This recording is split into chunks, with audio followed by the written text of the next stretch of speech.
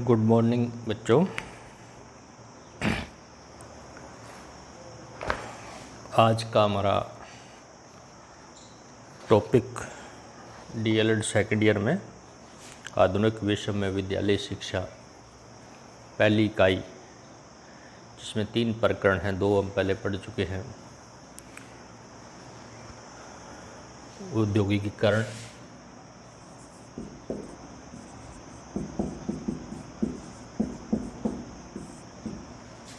उसके बाद था राष्ट्रवाद और तीसरा अब है लोकतंत्र।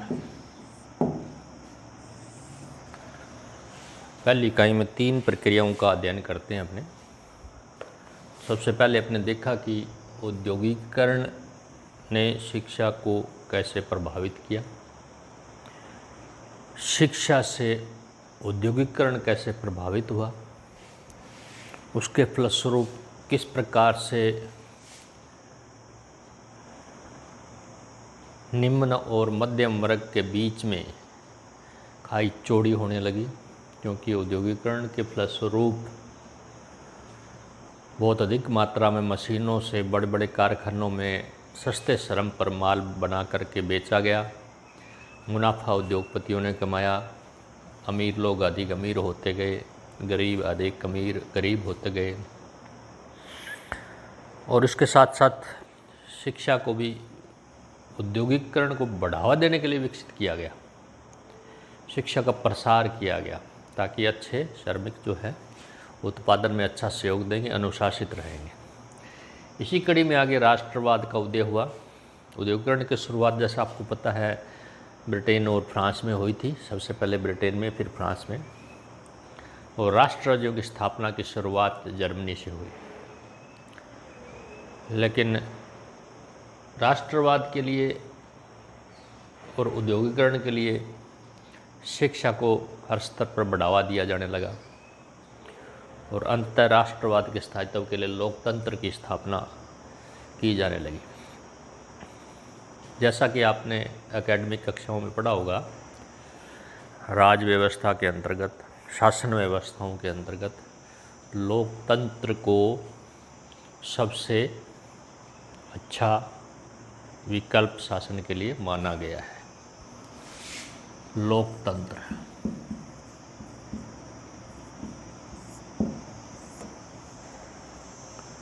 और कमोवेश सभी देश जो है धीरे धीरे इस शासन व्यवस्था की ओर बढ़ रहे हैं। कुछ बाधाएं भी आ रही हैं, समस्याओं का सुलझान भी हो रहा है और नए आदर्श भी स्थापित किए जा रहे हैं, नियम कानून बनाए जा रहे हैं। तो सबसे पहले यहाँ पर चर्चा करते हैं अपने लोकतंत्र से आपका आशय क्या है।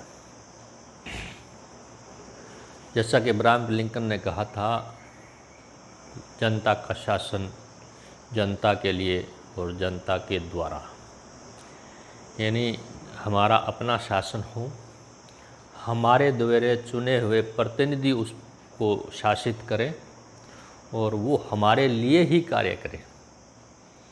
तो लोकतंत्र इसी मूल भावना पर टिका हुआ है। तो इस कड़ी के अंदर अपने तीसरा बिंदु, ये आधुनिक विश्व की 3 प्रक्रियाओं में तीसरी प्रक्रिया लोकतंत्र है। इसका अध्ययन हम आज करने जा रहे हैं। मेरी हैंडराइटिंग ज़्यादा अच्छी नहीं है, इसलिए आप अगर बुक्स को साथ में खुल करके रखेंगे तो ज़्यादा अच्छा होगा। लोकतंत्र एवं शिक्षा, पहला बिंदु इसमें है लोकतंत्र एवं शिक्षा किस प्रकार से जुड़े हुए हैं। लोकतंत्र के लिए शिक्षा क्यों आवश्यक है? क्योंकि अच्छे सुशिक्षित पढ़े लिखे जिम्मेदार नागरिक ही लोकतंत्र को बनाए रख सकते हैं, विकसित कर सकते हैं, इसका लाभ उठा सकते हैं। लोकतंत्र या शासन व्यवस्था में जागरूकता सबसे बड़ी चीज़ है। जब तक नागरिक जागरूक नहीं होंगे देश के शासन व्यवस्था का पर्याप्त लाभ जो है इसका लोकतंत्रीय गुणों का निम्न स्तर तक जनता को प्राप्त नहीं होगा। औद्योगिकरण और राष्ट्र राज्य की स्थापना के साथ लोकतंत्र का विकास हुआ और इसके प्रमुख सिद्धांत फ्रांसीसी क्रांति में छिपे 1789 में जो हुई थी। इसमें एक मानव अधिकार विधेयक अंकित किया गया जिसमें था कि स्वतंत्र व्यक्ति मिलकर समाज और राष्ट्र को अपने हितों के लिए गठित करते हैं। यानी शासन का गठन जो है स्वतंत्र व्यक्ति अपने और समाज के विकास के लिए मिल कर के करते हैं। जनता स्वयं इसका गठन करती है, अपने खुद के प्रतिनिधियों के माध्यम से शासन करती है और खुद के लिए ही आगे कार्य करती है। इसमें मानव अधिकार को सर्वोच्च प्राथमिकता दी गई है। समाज और राज्य का संचालन न केवल लोगों के हित में हो बल्कि लोगों के द्वारा हो और ये व्यवस्था हर व्यक्ति के निजी अधिकार सुनिश्चित करता हो। तो शिक्षा इसके लिए बहुत ज़रूरी है ताकि लोकतंत्रीय व्यवस्था को बनाए रखा जा सके। इसके विपरीत दूसरी तानाशाही व्यवस्था है, राजतंत्रीय व्यवस्थाएं हैं। राजतंत्र व्यवस्थाएं तो लगभग समाप्त हो चुकी हैं, लेकिन तानाशाही व्यवस्था कहीं कहीं अभी भी चल रही है। उसमें नागरिकों को हस्तक्षेप करने का ज़्यादा अधिकार नहीं होता है क्योंकि वो जनता के द्वारा संचालित शासन व्यवस्था नहीं है। अब इसके सिद्धांत और नागरिकों की भूमिका और अधिकार। दूसरा बिंदु, सिद्धांत एवं नागरिक भूमिका। लोकतंत्र के सिद्धांत क्या है, नागरिक की उसमें भूमिका क्या है, इस बिंदु पर हम चर्चा कर रहे हैं। पहला इसके अंदर है, इसी में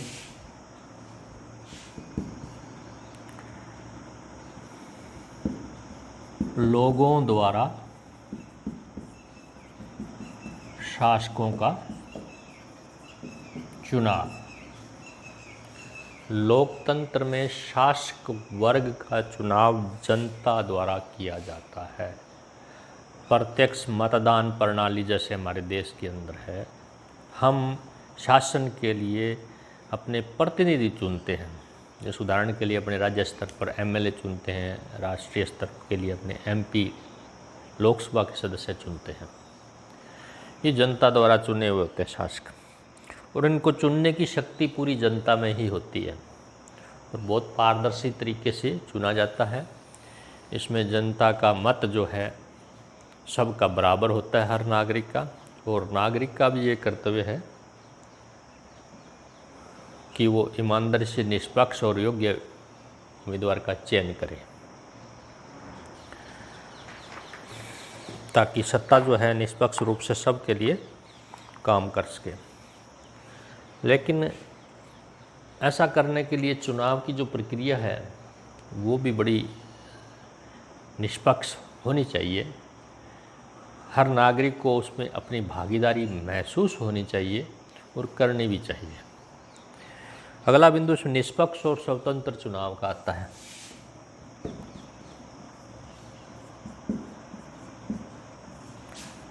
निष्पक्ष एवं चुनाव। लोकतंत्र में नागरिकों का जितना उत्तरदायी होना जरूरी है, उतने ही योग्य जनप्रतिनिधियों का चुना जाना भी बहुत जरूरी है। इसके लिए चुनाव प्रक्रिया पूरी तरह से निष्पक्ष होनी चाहिए, यानी हर व्यक्ति के चुने जाने की संभावना समान होनी चाहिए प्रक्रिया के तहत। अब चुना कौन जाता है वो जनता के मतों पर निर्भर करता है। जनता उम्मीदवार के गुण दोषों को देख करके चुनती है। नागरिक जागरूक और पढ़े लिखे होते हैं, उतनी ही इसमें सफलता ज़्यादा मिलती है। स्वतंत्र होने चाहिए चुनाव, जितने भी दल हैं, उम्मीदवार हैं, सबके लिए सब व्यवस्थाएं समान रूप से होनी चाहिए इसके अंदर, तभी जा कर के ये हो सकता है। एक से अधिक पार्टियां हो तो जिनकी नीतियों में अंतर हो, तो लोगों के पास उनको चुनने के विकल्प उपलब्ध होने चाहिए। चुनाव करना ही पर्याप्त नहीं है, चुनाव में एक से ज़्यादा असली राजनीतिक विकल्पों के बीच चुनने की स्थिति भी होनी चाहिए। विकल्प भी चुनने का व्यक्ति के पास होना चाहिए। चुनाव के नाम पर यदि एक ही व्यक्ति है तो उसके पास विकल्प नहीं है। अगर एक ही दल के जनप्रतिनिधि हैं तो भी विकल्प नहीं है, क्योंकि उसी एक ही दल की विचारधारा का चुनाव उसमें संभव हो, जो कि निष्पक्ष नहीं हो पाएगा। मतों की प्रत्येक नागरिक के मत का मूल्य भी समान होना चाहिए और उनकी गिनती किसी जनप्रतिनिधि पक्ष में जो मूल्य निकालते हैं वो भी बड़ा निष्पक्ष पारदर्शी तरीके से जनता के प्रतिनिधियों द्वारा ही जनता के सामने ही किया जाना चाहिए।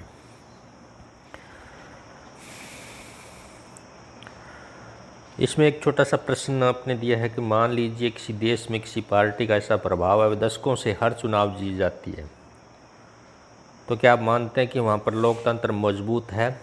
यदि हाँ तो क्यों, और नहीं तो क्यों? चर्चा करें। संभावनाएं हो सकती हैं इसमें दोनों ही, लोकतंत्र मजबूत हो, लेकिन परिस्थितियों को देखते हुए, इतिहास को देखते हुए इसकी संभावना बहुत कम होती है, क्योंकि लगातार एक ही पार्टी वही उसी देश में जीतती है जहां पर लोकतांत्रिक व्यवस्थाएं निष्पक्ष और सुचारू रूप से नहीं है।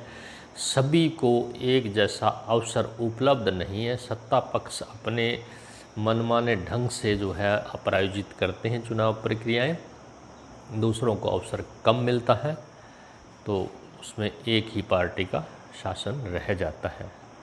तो वो लोकतंत्र की मजबूती नहीं कह सकते। विश्व के कई देश ऐसे हैं जो वर्षों तक शासक रहे हैं, तो वहाँ पर लोकतांत्रिक व्यवस्था जो है मजबूत नहीं कही जा सकती, क्योंकि विकास, समय के साथ साथ विकास और परिवर्तन आता रहता है। लोगों की विचारधाराओं, आवश्यकताओं, ज़रूरतों में भी परिवर्तन आता रहता है। कोई भी पार्टी या दल एक तरफा रूप से जनता की सभी संभावनाओं को हर नागरिक की हर तरह की संभावनाओं को समझ सके और उसके अनुसार कार्य करती रहे, ऐसी संभावना कम है। परिवर्तन विकास का प्रतीक है। आप लोकतांत्रिक व्यवस्था में नागरिकों कौन कौन से अधिकारों को आवश्यक मानते हैं? जहाँ पर अधिकारों की बात आती है तो हमारी प्रस्तावना भी अगर हमने पढ़ लें तो अपने बहुत कुछ समझ जाते हैं। आजकल हमारी किताबों में और में हर जगह बहुत कुछ लिखा है। हमारा संविधान हमारी जनता ने बनाया है और कुछ अधिकार खुद जनता ने, प्रतिनिधियों ने सब कानून के तहत दिए हैं। उदाहरण के लिए भारत के लोग, हम भारत के लोग यानी भारत की जनता, भारत को एक संपूर्ण प्रभुत्व संपन्न, समाजवादी, धर्मनिरपेक्ष, लोकतांत्रिक गणराज्य बनाने के लिए और उसके समस्त नागरिकों को, अब यहाँ पर अधिकारों की बात आती है, जैसे सामाजिक, आर्थिक, राजनैतिक, न्याय, विचार, अभिव्यक्ति, विश्वास, धर्म और उपासना की स्वतंत्रता, प्रतिष्ठा एवं अवसर की समता प्राप्त करने के लिए तथा उन सब में व्यक्ति की गरिमा और राष्ट्र की एकता, अखंडता सुनिश्चित करने वाली बंधुता बढ़ाने के लिए दृढ़ संकल्प होकर अपनी इस संविधान सभा में आज तारीख 26 नवंबर 2049 को एतद द्वारा इस संविधान को आत्मावित, अंगीकृत और अधिनियमित करते हैं। अब अधिकारों की बात आती है, इसमें सामाजिक अधिकार। क्या लोकतंत्र से विकास हो सकता है?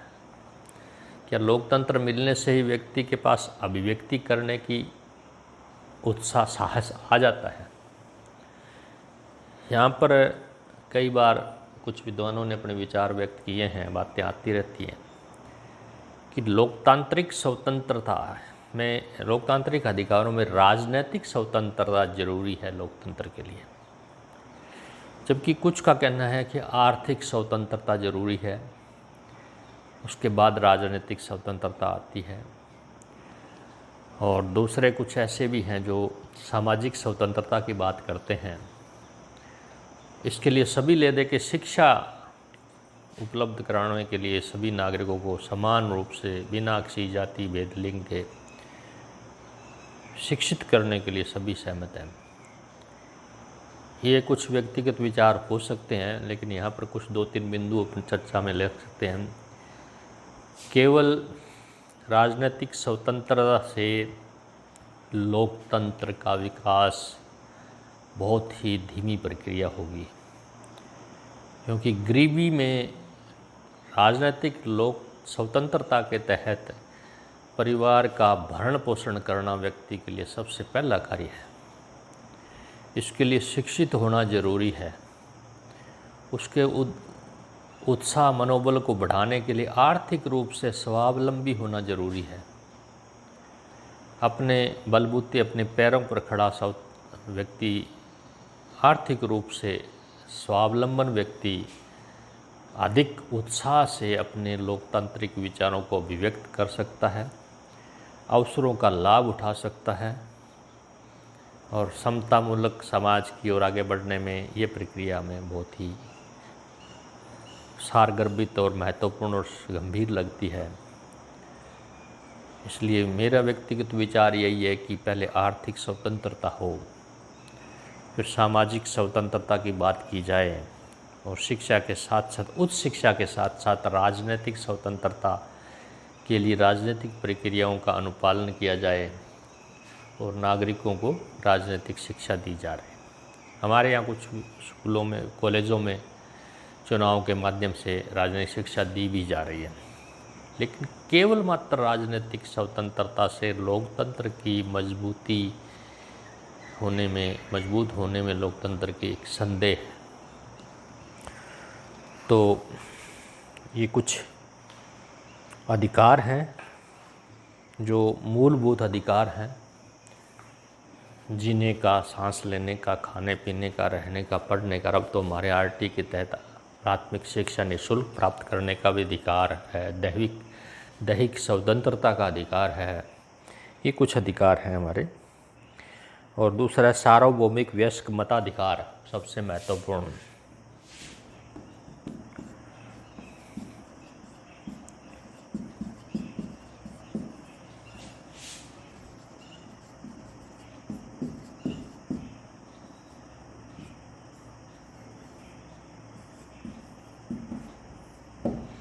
सार्वभौमिक वयस्क मताधिकार से आप क्या समझते हैं? एक निश्चित आयु के बाद हर नागरिक को, यहाँ पर नागरिक शब्द यूज कर रहे हैं, प्रयुक्त कर रहे हैं, व्यक्ति नहीं कर रहे हैं। इसमें थोड़ा सा आप क्लियर हो लें। नागरिक इस देश के वो व्यक्ति हैं जिनको संविधान बनाने में, चलाने में और उसको सेव काम में लेने में, देश के विकास के लिए उनके वो पात्रता है रखते हैं। व्यक्तियों में विदेशी नागरिक भी आते हैं, अस्थायी रूप से जो यहाँ आए हुए होते हैं, उनको ऐसी सुविधाएं नहीं होती, वो नागरिक की श्रेणी में नहीं आते हैं। तो पहले व्यक्ति और नागरिक को अंतर करना सीखिए। अब नागरिकों के अंतर्गत सार्वभौमिक वयस्क मताधिकार, सार्वभौमिक का मतलब इस देश के अंदर जितने भी निश्चित आयु वर्ग, जैसे हमारे 18 वर्ष है आयु मताधिकार की, तो 18 वर्ष से अधिक के प्रत्येक व्यक्ति को मत डालने का अधिकार हो और अनिवार्यतः उसका मत जो है बना हुआ होना चाहिए। ऐसा प्रचार प्रसार करना चाहिए और ऐसे अवसर उपलब्ध करवाए जाने चाहिए। ये 18 वर्ष से अधिक आयु का कोई भी नागरिक जो है बिना मत परिचय के, मतदान हेतु परिचय पत्र के वंचित नहीं रहे और अपने मताधिकार का निष्पक्ष, स्वतंत्र और भय रहित वातावरण में उसका प्रयोग कर सके। अपनी इच्छा अनुसार, अपनी योग्यता अनुसार, क्षमता अनुसार देश के हित के लिए उचित योग्य प्रतिनिधि का चुनाव कर सके। तो ये वयस्क सार्वभौमिक यानी महिला पुरुष लिंग भेद की भावनाओं के बिना न तो जाति लिंग भेद नहीं करना है यहाँ पर, जाति धर्म किसी से कोई भेदभाव नहीं है। राष्ट्र के प्रत्येक नागरिक जो 18 वर्ष का हो चुका है उसको मताधिकार प्राप्त होना, ये सार्वभौमिक मताधिकार के अंदर आता होता है। वयस्क की परिभाषा हमारे देश में मतदान के लिए 18 वर्ष है। तो ये जो प्रक्रिया बिना जाति धर्म लिंग और सामाजिक भेदभाव के परे स्वतंत्रतापूर्वक नागरिक द्वारा अपनाई जाती है। शासन की जवाबदेही।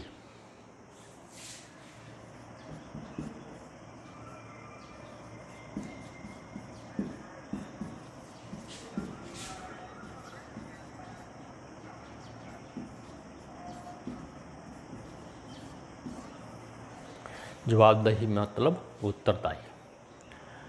अब वयस्क नागरिकों द्वारा, जागरूक नागरिकों द्वारा जब योग्य जनप्रतिनिधियों का चुनाव किया जाता है तो वो मिलकर के शासन संचालन के लिए एक समूह का निर्माण करते हैं, जिसे मंत्रिमंडल या सरकार कहते हैं, जो कि देश का शासन व्यवस्था चलाते हैं।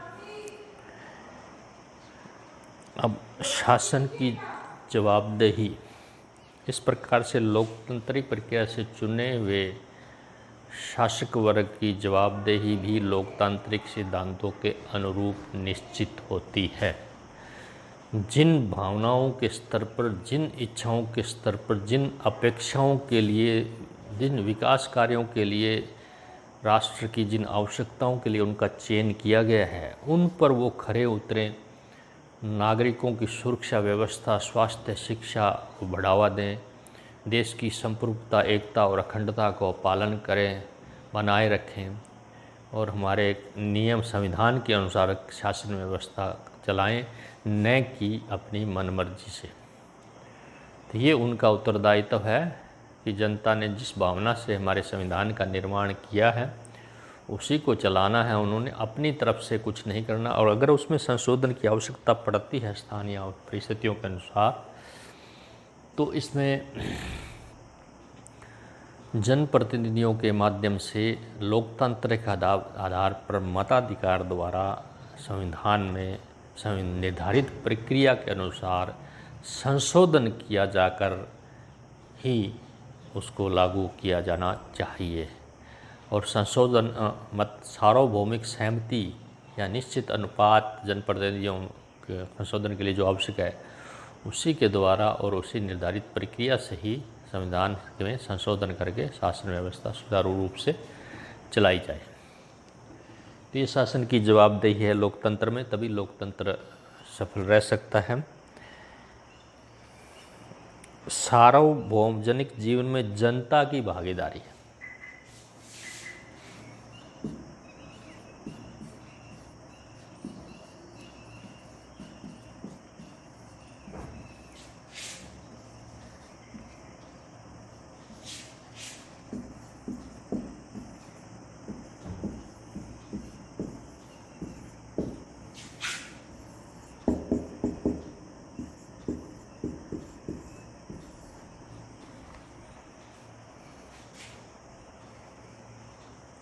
सार्वजनिक जीवन से क्या आशय? हर नागरिक का एक व्यक्तिगत जीवन है और एक सार्वजनिक जीवन है।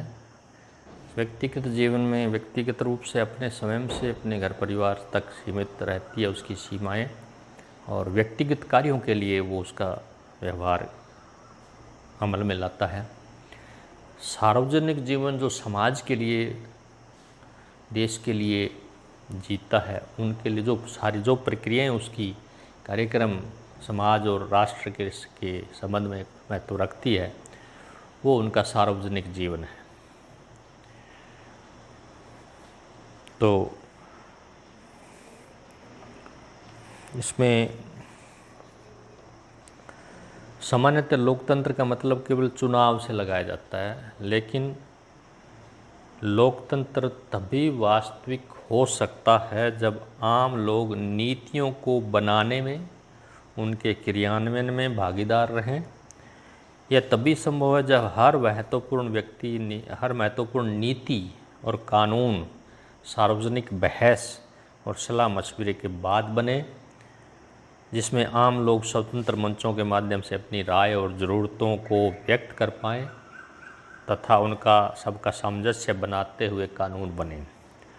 भारत में लोकपाल विधेयक इसी संदर्भ में जन भागीदारी को कुछ हद तक बढ़ाने के लिए देखने को मिली है। तो इसमें आगे नागरिक अधिकार और स्वतंत्रता का महत्व, कुछ बिंदु कई और हैं। प्रकरण थोड़ा सा लंबा लग रहा है, समय अभाव और वीडियो बड़ा होने की वजह से अपलोड नहीं हो पाता है। आगे की कड़ियों में हम इसको जारी रखेंगे, आप भी इसको कंटिन्यू पढ़ते रहिए। धीरे धीरे हम इस ICT के प्रयोग से इस ऑनलाइन क्लासों को, जो हमारी नैसर्गिक क्लासें हैं, उस स्वरूप में लाने का प्रयास कर रहे हैं। आशा है कि आप सभी इससे लाभान्वित होंगे। धन्यवाद। जय हिंद।